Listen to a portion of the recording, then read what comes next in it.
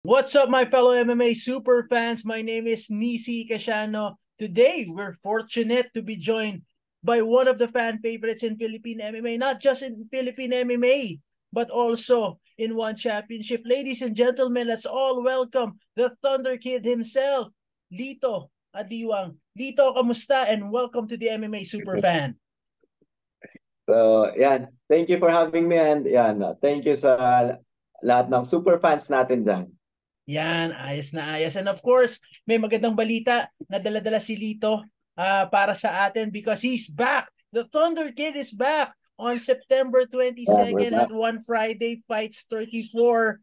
He's fighting on the supporting card against Indonesia's Adrian Matis. Itong upset specialist na si Adrian Matis. Napakagandang laban. Lito, but of course, syempre, gusto namin makuha yung reaction mo regarding this fight kasi muli magbabalik ka after 18 months.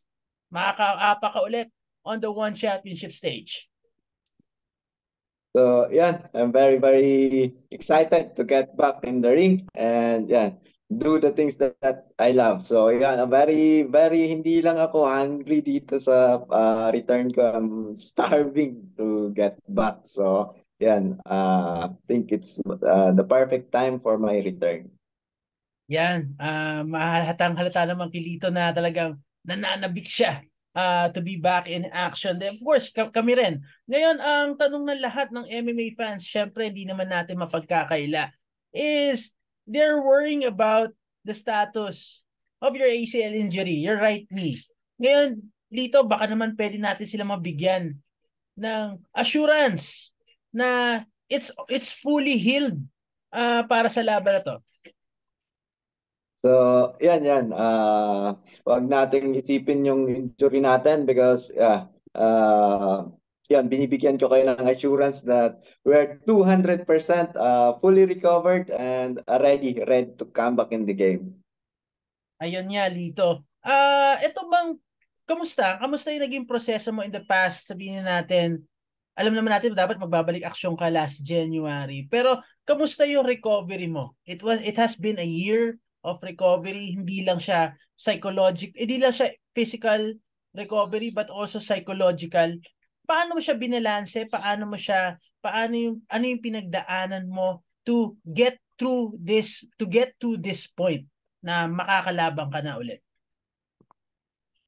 So, yan, tama, kinailangan kong i-balance psychological and physically kasi yung nagkamali tayo sa unang pagbabalik sana natin last January kasi parang we're super positive psychologically pero physically dumigay yung injury natin. So, yan, from there, I needed to surround myself with Mm. the proper advices na people na mag-advise sa akin was like our doctors and yung mga may knowledge about this injury. Mm. So yun, I needed to balance it na kahit kaya ko or positive tayo na kaya natin yung isang movement, kailangan may process talaga yan, dahan-dahanin natin. Mm. So yun yung pinagdaanan ko on this process. I need to balance my physical exercise movements and yan kahit very positive tayo, Mm. I need to control also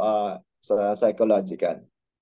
Dito, of course, syempre, ang magiging notion ng lahat, samantalang ang mga basketball player o sabihan ng football players, pag dumaan sa ACL, medyo matagal. Isang example na dito, si Klay Thompson. Halos 2 taon. Ano yung ginawa mong magic? Kasi sa'yo parang napakabilis. It helped you na parang, okay na to. And yung sport na pinaglalaroan mo, yung kung saan ka kabilang, hindi siya birong sport. I mean, it's so physical. Ano yung mga siguro sabihin natin ano yung mga factors na nakatulong sa para makarating ka sa punto na to and to really say and to vouch for it that it's healed 100%. So, yung mga factors siguro is yan, yung pagka-warrior natin. We got this warrior mentality. And yung mga second is yung hirap ng buhay na pinagdaanan natin. So, Mm. parang na-train na tayo sa ganito, kaya na nating i-overcome to. And especially combat sport tayo.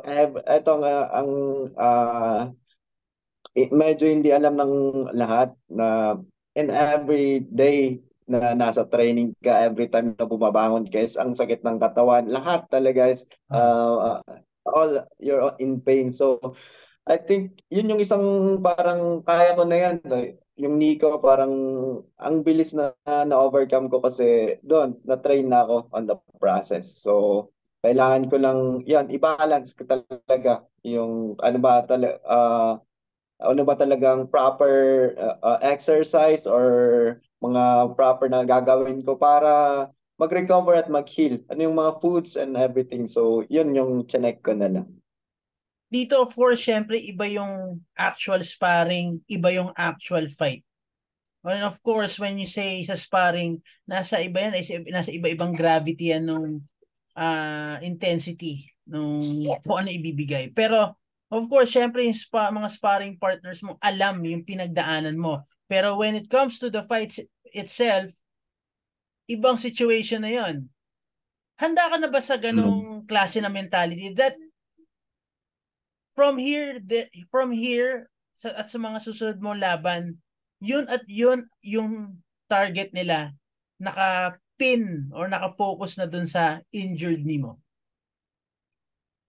So, yan, napaghandaan ko na. Na-imagine na napaghandaan ko na yan. So, yun din yung during sparring, hindi na, hindi ako nagpapaalalay. Dapat, ito yung closest training na parang makukuha mo para sa fight. So, especially yung training namin ngayon, hindi na ako nagpapaalala. So, kung uh, yan, dapat parang actual na rin yung sparring namin. And same sa training namin na kailangan ma-check natin na once na nasa ring ako, talagang 100% talaga na kaya ng Nico na tanggapin kung anumang impact ang mararanasan sa fight. Lito, ito bang pinagdaanan mo in the past 18 months? Sagad na natin na 18 months because you will be back in action in September. So buong 18 months kang nawala. Is it more of a psychological factor than physical? Yung proseso na pinasok mo? Oo, aminin ko, medyo more on psychological to na Ah. naglaro sa isip.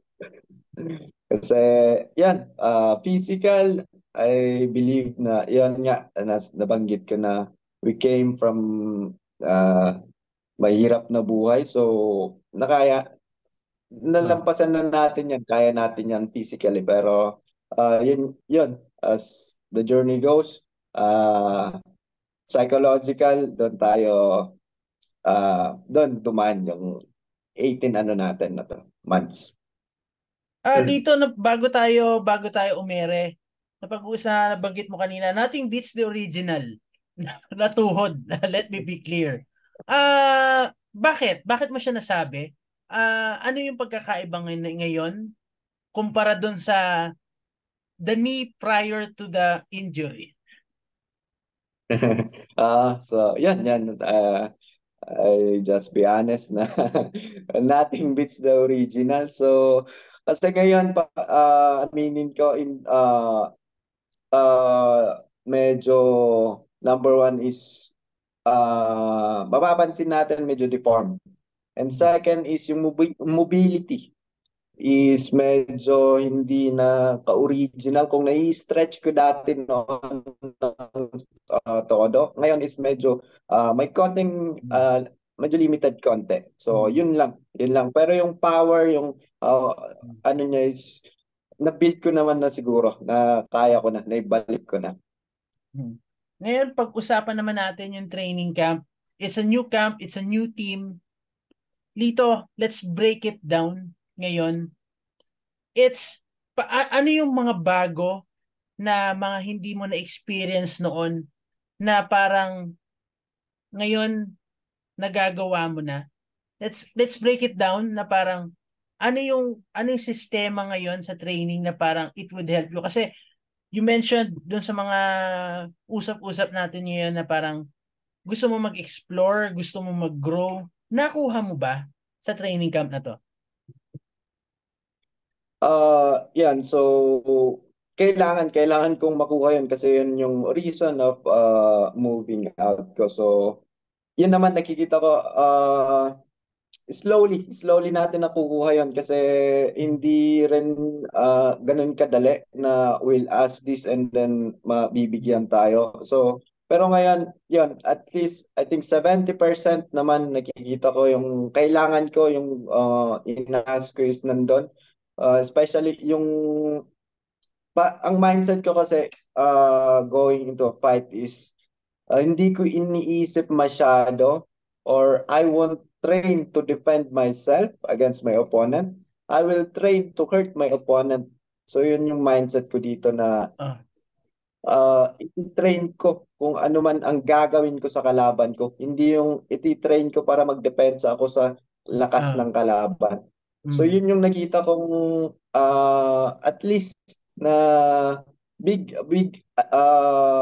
growth ko ngayon kasi yung strength ko is nandun, mm, hinahasa. And mm, of course, hindi ko naman pinapabayaan yung defense and mm, kung saan magaling yung kalaban. So we're checking on that. Pero yun talaga, gusto kong ilabas kung ano pa yung meron ako. So yun yung nakikita kong I think advantage ngayon na at least I'm picking up sa mga iba't ibang coaches dito and then yun nga napupush ko na can we sharpen my strength more? So yun yung nagagawa ko ngayon. So, masasabi natin dito na parang you are more confident now than before. Yes. Ah, Masasabi natin na yep, on my strength, mas confident ako ngayon. ngayon Lito, sa training camp na to kasi we want to be more specific kasi lahat ng tao nagtatanong lahat ano ba yung ginagawa nila? Ano yung pagkakaiba? Yun yung tanong ng lahat eh. Yun yung big question mark sa mga Filipino MMA fans. Bakit ba sila umalis? Bakit ba sila, ano ba meron doon sa pinuntahan nila? Ano ba ang kulang? Yun yung gusto namin malaman. Is it more ngayon sa training camp mo, yung nag-focus ka sa fight aspect o masasabi natin doon sa, kasi nakikita ko rin yung mga video sa pinopost mo about your conditioning eh. Saan ka nagbigay ng focus ngayon? Is it more on the fight aspect o doon sa mga intangibles that make you make you a formidable athlete inside the ring or in the cage? Yun. Yun ang target natin to make for me a formidable fighter, an athlete going in the circle. So and hindi lang we need to learn kasi MMA to, we need to learn all the aspect wrestling, BJJ, striking, Muay Thai. So yun yung gusto ko na hindi tayo magiging one-sided na Mm. we've experienced that before just like fighting Jared Brooks. Ang ano natin doon is naging one-sided tayo na kung Mm. pwede ang ano ko lang doon game plan is I really believe na I can finish him in striking na i-knock out or Ah, ano siya. ah, Pero parang nakulangan ako sa yung how to control him also. So yun yung ah, na kulang ko doon. How to control, how to counter, and mm, yun, paano labanan yung wrestling niya. So ngayon mm, parang dito, yun yung isang advantage kasi parang na-open pa, naging ang laki ng just like going to wrestling class nila dito is yung mga ibang moves nila is parang bago sa akin na mm, super basic sa kanila pero sa akin is parang wow, napapawaw ako ah, kasi hindi ko nakikita yung dati. mm, Just like mm, yun nga, it's a different approach then na ano in every gym parang may strength sila pero yun ang gusto kong ipag-aralan ngayon kasi just like us before, just like how we yung outcome na for example mm, sa amin is 5 plus 5 is equals to 10. mm,